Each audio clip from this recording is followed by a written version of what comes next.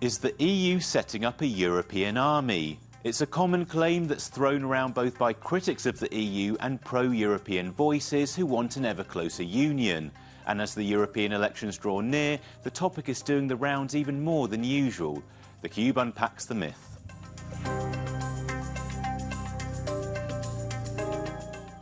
The idea that the EU has or is creating a pan-European army that will conscript citizens of member states is often used to attack the bloc's leadership and general direction. It's typically peddled by right-wing parties and Eurosceptics on social media to accuse the EU of stripping away member states' sovereignty. One of the best examples of this was during the Brexit debate, when Leave supporters whipped up fears of British citizens being drafted into an EU army. But long story short, no, there's no such thing as an EU army. As far as I know, and I consider myself relatively informed, there are no secret plans locked up in offices somewhere in Brussels with this type of plan. So I think you kind of hit the nail on the head with the word myth in this context and in this debate.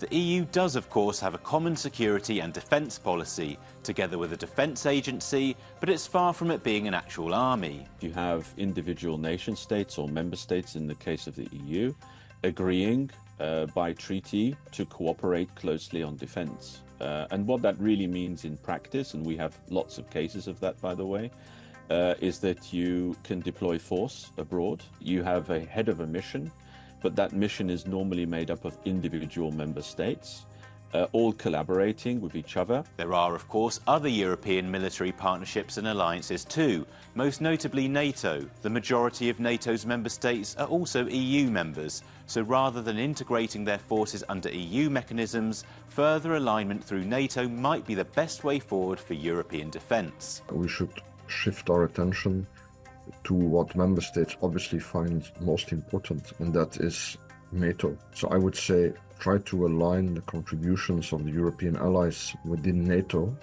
so that all European NATO allies together have a complete set of forces. And what they are lacking, well, there you can use the EU instruments to help the European NATO allies build that. Use the European Defence Fund to invest so that Europeans can build the air defence platforms that we don't have. You can read more on the myth of the EU army and the European elections on Euronews.com.